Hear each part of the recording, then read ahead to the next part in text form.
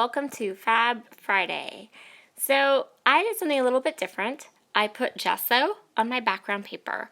I had this really ambitious plan of stenciling a little area in the middle of my page to place my picture on, and it kind of didn't work, but I left it in here because just, in case you feel like you want to do that too. So what I did was I took the Keep Palms colorings and I sprayed my fingers green. Oh my goodness. What I wanted was the look of like a ruffle, but it didn't really work. I think it could work. I think maybe I just didn't have to play with that technique a little bit more because it kind of worked there, and then I kind of gave up and said never mind. So what I'm going to do is I'm just going to I took my water brush and I'm just going to smudge it all out and create a home for my photos to live, since the stenciling really didn't work well. And so I took some of the Hot Fudge Vibes and I sprayed some of that on the paper too. And yes, it looks muddy, but I wanted it to look muddy. When you see my pictures and you see how the layout comes together, you'll understand. I wanted something that was like hunter green and brown and a little muddy, and you're not going to see a lot of it because a lot of it will get covered. It'll just be little pops or little peaks of those colors. And I did add a little bit of black because I knew for my title for this layout that I wanted to use a black already cut title, so I knew I had to add just little bits of black. So the masking actually didn't do too bad. I mean, not perfect, but it didn't do horrible. And now I just decide, well, my stenciling didn't work. I'm just going to create a messy background. So I am using the 3 different colors, the colorings in Keep Home, the Vibes in Hot Fudge, and then some gold Heidi Swap Color Shine to do some splatters. And this is my favorite way to do splatters these days, is I feel like the nozzles are, even all my nozzles just don't seem to want to work really good, but if I hit them with a pen, then they work really, really well. So I set aside my background to dry. Now I'm going to create some layers. So this 6x6 paper pad is an older paper pad. It's from the DIY shop line from Crate Paper. And I'm just grabbing different 6x6 papers that I think will look good with my photos. And what I'm going to do is I'm going to alternate layers of paper with some doilies and a glassine bag from the Spiegelmom scrap shop. I am not one to, it doesn't bother me to mix cream and white. I know that it does bother some people, but I actually really love the look, and I use cream like a color. I don't think of it as a neutral. I think of black and white and gray as my neutrals, and I don't consider cream a neutral, and I use it as a color on my layout. So if I'm using cream and white together, I feel as long as it looks intentional and as long as you're still, getting a good mix of both of those colors throughout your layout, that it looks really nice. I actually very much like the way that it looks. But that's just my personal preference, and I'm sorry if you're kind of, cringing when I do this, but it doesn't bother me at all to do that.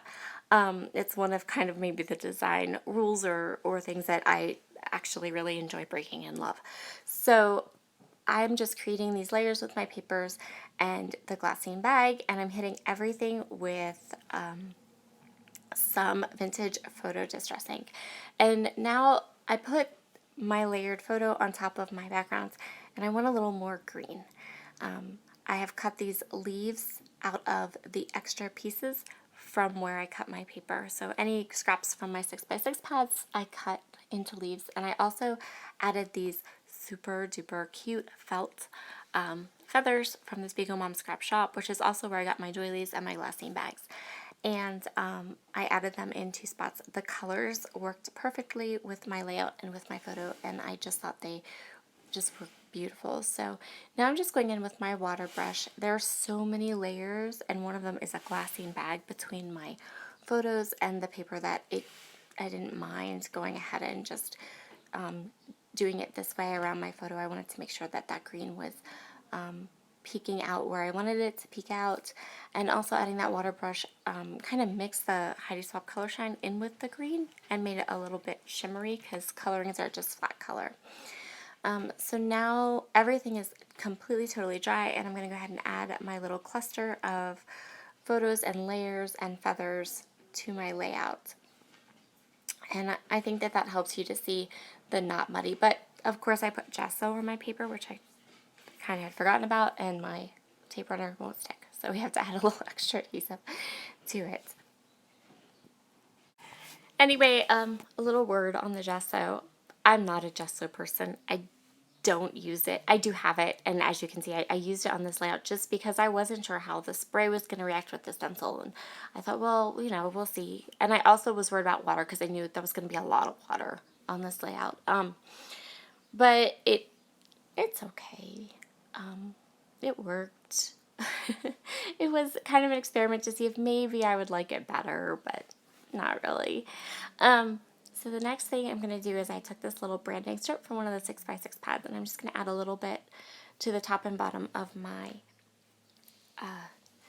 layout, and I'm going to create little clusters at the top and bottom. I'm very sorry for my voice.